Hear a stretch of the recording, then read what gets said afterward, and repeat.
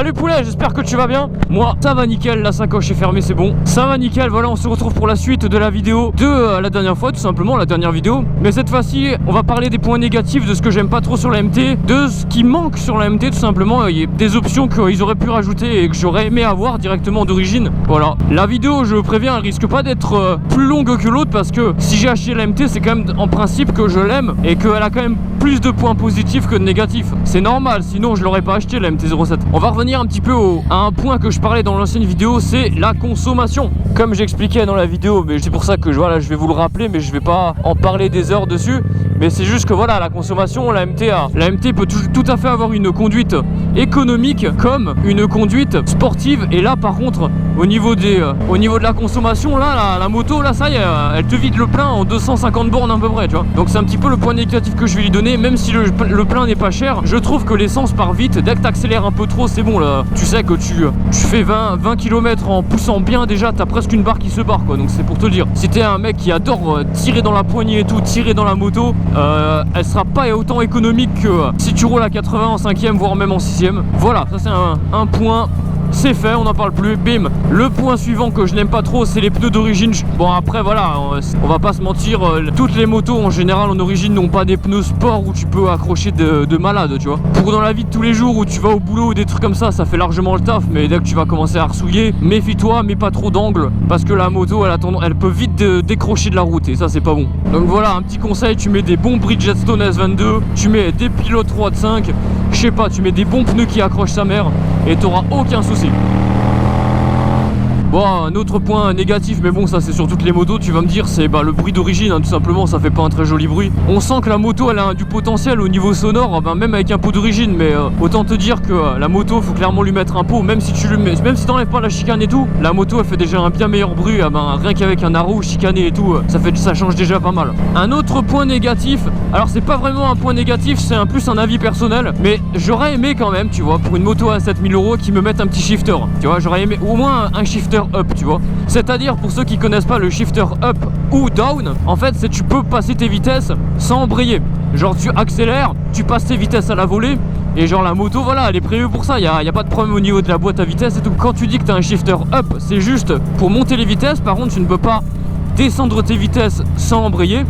Et quand tu as le up and down, ça veut dire que tu peux faire les deux. C'est vrai que voilà, c'est une option un peu en plus, j'ai envie de te dire, comme le régulateur de vitesse. Mais c'est vrai que pour une moto à 7000 € neuve, ça aurait été sympa qu'ils nous l'incluent quand même. Ça aurait été gentil, voilà. Après, j'avais parlé du compteur dans la vidéo précédente, mais je n'avais pas cité le point négatif. Aujourd'hui, je vais vous en parler, c'est l'éclairage de nuit. De nuit, l'éclairage est à mon goût un peu trop fort.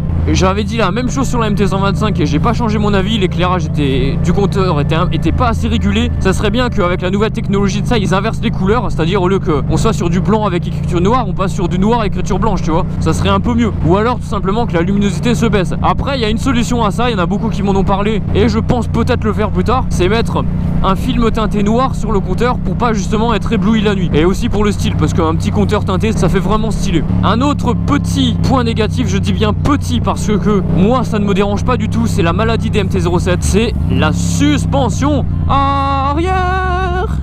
Avec le freinage en même temps, j'ai activé l'ABS, laisse tomber. La suspension arrière, elle a tendance un peu à rebondir dans les virages. C'est vrai que dès que tu commences à faire des virages où il y a un peu de boss, tu fais le kangourou. Brum, brum, brum. Après voilà, je dis petit point négatif parce que c'est... Putain, j'arrive pas à passer la 4. Je dis petit point négatif parce que la moto, tu la mets dans le garage, la suspension elle est réglable, tu la resserres un peu, tu la redurcis et c'est bon, t'as plus ce problème. Donc et puis si vraiment t'es un mec casse-couille, bah t'as qu'à foutre des suspensions Öhlins à 800 balles et tu fais pas chier.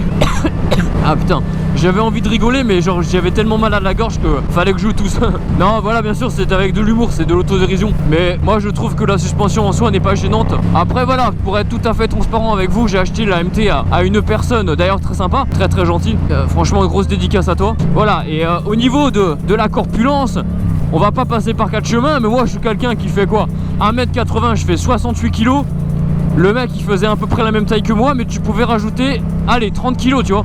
Du coup forcément je pense qu'il a un peu déréglé la fourche, la suspension arrière par rapport à son poids. C'est pour ça qu'aussi moi qui est plus léger dessus, dans les virages je fais trampoline, mais laisse tomber. Je pense qu'il a dû la régler par rapport à lui. Moi je vais aller la régler par rapport à moi dans pas longtemps, donc voilà. Voilà, c'est la fin de la vidéo. Il n'y a pas beaucoup de points négatifs sur la MT. C'est pour ça que je l'ai acheté, parce que je la surkiffe. Après voilà, il y en a beaucoup qui ne vont pas acheter la MT parce que tout le monde l'a. Franchement mec, si la MT elle te plaît, qu'est-ce que t'en as à foutre? Achète-la. Choisis le coloris qui te plaît.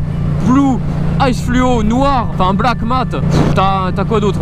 Je sais même plus t'as quoi comme truc. Je crois que t'en as que 3 hein. Bref, si la MT te plaît, tu l'achètes de la couleur que tu veux, tu l'achètes. Tout simplement, fais-toi plaisir mec. C'est vraiment une moto qui fait bader. Et puis si jamais t'as envie de la personnaliser, c'est très facilement personnalisable. Justement, comme c'est une moto qui est beaucoup vendue, justement tu retrouves, mais t'as tellement de pièces différentes pour cette moto. Et j'ai beaucoup vu des pièces en ligne que personne ne met jamais. Et tout le monde achète la même moto, mais tout le monde aussi met les mêmes équipements. Donc forcément que les motos elles se ressemblent toutes, on est d'accord. Et c'est pour ça que les MT au niveau physique elles sont pas trop originales, mais il y a plein de bulles différentes, il y a plein de couleurs, je sais pas, il y a plein de leviers, il y a plein de trucs comme ça. Et plein de petits trucs font que ta moto devient originale. Enfin bref, faites-vous kiffer, on s'en fout de la vie des autres.